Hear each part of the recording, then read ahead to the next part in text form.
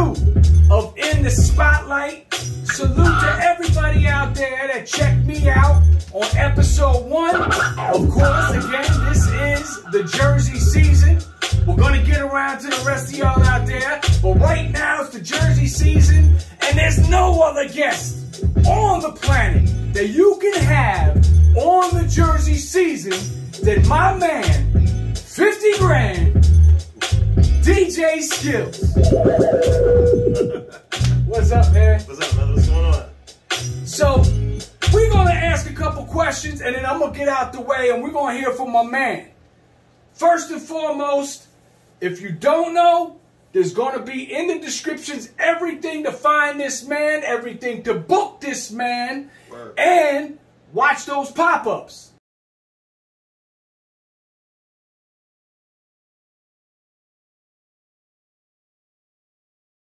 You know what I'm saying? It's got something for everybody from 8 to 80.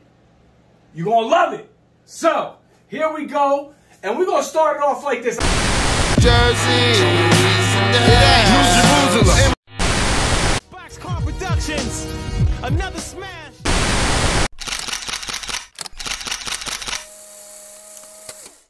My future's bright, nothing but clear skies. Bars low and chain, who's down to fly? And if you ain't with it, forget it. On to the next now. Who's down to fly? Let go. I know y'all got a lot of kick out of my expensive teleprompter. We got the teleprompter. I'm not going to put it down on the sacred ground, but I'm just going to say like this. We're going to go into segment 1 with my man. It's called the Come Up. Come Up. All right, the Come Up. So, it's just a few questions I'm going to throw at you. Then we're going to leave it up to you. First and foremost, where were you from? Where'd you grow up? You know what I'm saying? It was multiple places. Yo, tell us about those multiple places. You know what I'm saying? Of course, we know, you know, the almighty LB, but all the other places, if there's any. But if not, tell us what it's like growing up in Long Branch.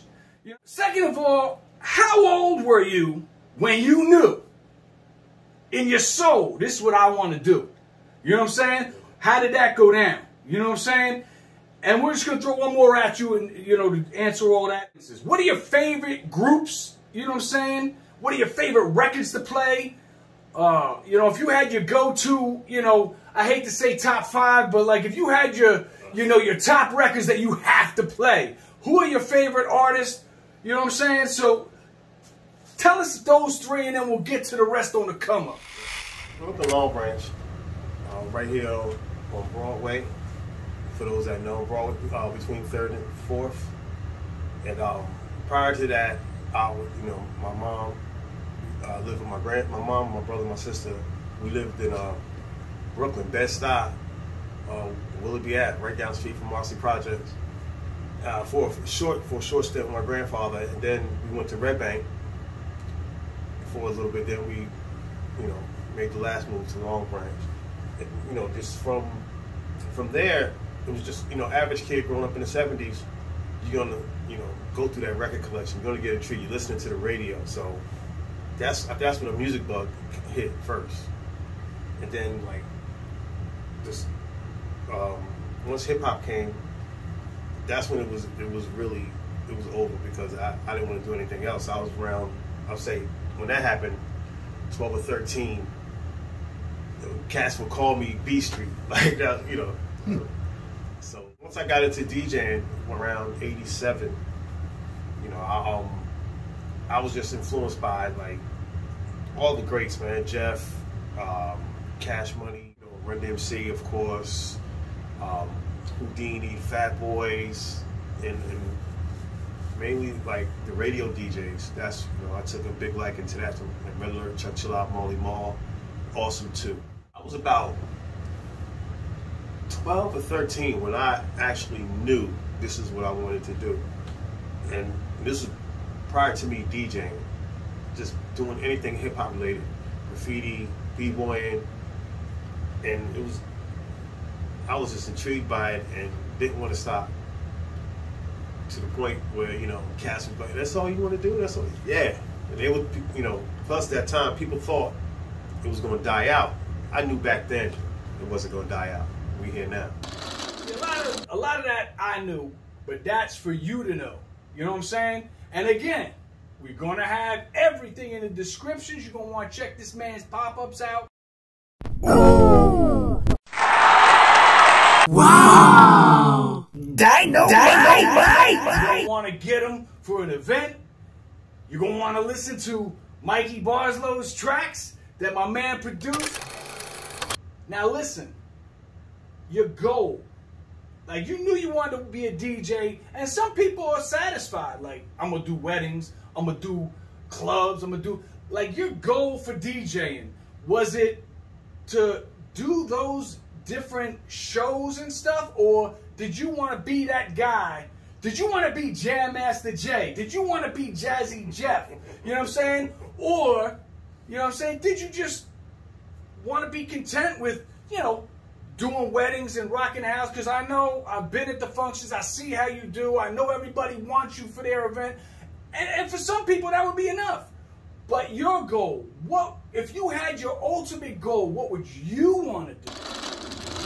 Everybody wanted to be Jam Master Jay from the gate, so, you know, and started off wanting just to be the best scratcher. Then once I, you know, matured, I learned different techniques, and then I learned, you know, how to adjust to a party setting, and, you know, and still within all that, incorporating traditional hip hop skills, if I must say. But and, you know, ultimate goal would be to kind of have my own utopia, where it be a radio show, studio for recording, and like a training ground just for hip hop and to help people out. That would be my ultimate goal.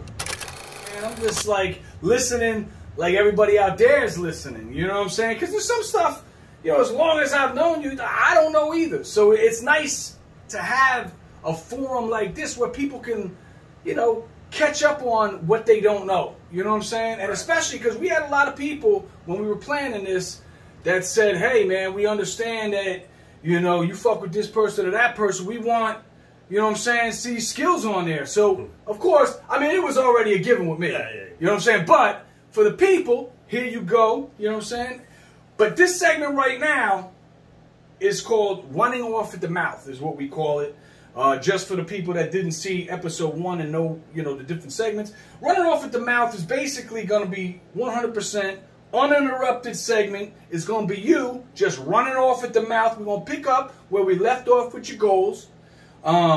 We just want you to dive into a little bit your explanation of your influences, you know what I'm saying? People that you worked with, you know, different things that you might have done, you know what I'm saying? Speak on, you know what I'm saying, how you met certain people that you got in groups with, or how you came about doing tracks, and then also getting into the industry and your goals. Like, you know what I'm saying, how far have you gotten into the industry? Is there, you know, that guy in that third base video that offered you some Puma sweats? You know what I'm saying? Like, let's just talk about it, man. I want to hear you running off at the mouth about skills. Go. The Puma sweat. Oh, that was for the hip hop nerd moment. Wow. Ooh, you got me stuck right there. That's a lot to take in. So pause. So, well, as far as the goals, you know, the goals were explained earlier, but just really just all in all, man, just stay active with doing this and helping people. And every young person that did hip hop, especially in the 80s, man, their main goal was to, you know, make it big, record deal, whatever, be on TV. But, you know, and then, you know, having those aspirations and seeing guys like Run DMC, Jeff, and all those guys, you know, seeing this on TV, so it kind of puts the battery in your back to say, you know, that I want to do this, and finding like-minded people helped even more. So that's how, you know, I was lucky enough to, you know, befriend Sham, even though we met early on as, you know, youngsters. But see, you know, as far as hip hop, once that connection was made, it was, you know, a no-brainer, man, which never stopped to this day, which led to us, becoming artists and forming perverted dialect along with slang. And then, to pursue a career in the industry, which was fun and at the same time a hard job for for those that are listening. It's not an easy thing to do. I mean, but if you stay at it and be persistent, something will come out of that. And as of lately, something did, and we was able to get our demo released on vinyl through Chop Herring Records. But prior, along that, during that time period, Mikey Barslow was always around Gym Center with Two Weary Travelers, and even before that, my first actually production was with you guys. Actually, trying to make beats. So me and Gym Center, we came up with a track for Make It Change. So you can find that on SoundCloud. And that's when that's when it really started to bubble with me doing production. And which, that was one of the main goals, was to make music for a big artist. But then after a while, the politics of the industry kind of gives you a bad taste.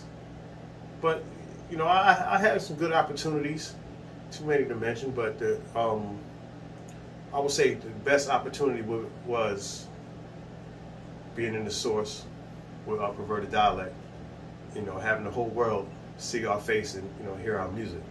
So that was mind blowing. It put the battery in our back. But as time went, things changed. Certain things didn't happen, which I don't want to get into. But and I was producing for other artists around the neighborhood and surrounding neighborhoods. Artists like I always did stuff with Mikey Barslow and with D. Mitch, formerly known as J. Miz, and that whole camp out of Lakewood and Neptune. That was all during Perverted Dialect. And then once again, always coming full circle with this guy, with Mikey and Center. That's family. So, and but the beauty of that is maintaining the true art form of it and not being, influenced to water down what you put blood, sweat, and tears into. Oh, he went and did it. Make a change. Word. You know what I'm saying? And I'm glad that Skills said that for all the people that are out there, because I just want to touch on something. This is the Skills episode. This isn't the Mikey Barslow episode, but I gotta jump in here and I gotta say, when he said keeping it true to the art form, let me put my teleprompter down just for a second, because we got to get serious for a minute. Unfortunately, what happens, and this goes out to the young cats out there, and we all don't try to make it in old cats versus young cats or whatever. We try to bestow knowledge, and unfortunately, a lot of young cats are not receptive to the knowledge. We just want to put it out there. This is the true art form. This is the culture. It's not an ATM. A lot of people think that hip-hop is an ATM. They roll out of bed with their iPhone, they make a song, and by the grace of God, you know what I'm saying, they make it, you know what I'm saying, and they think that's the end of it, and then they might get a big following or whatever, but they forget about the culture and the art form. That's what makes the goosebumps happen for the people that love the culture. You know what I'm saying? Like he was saying,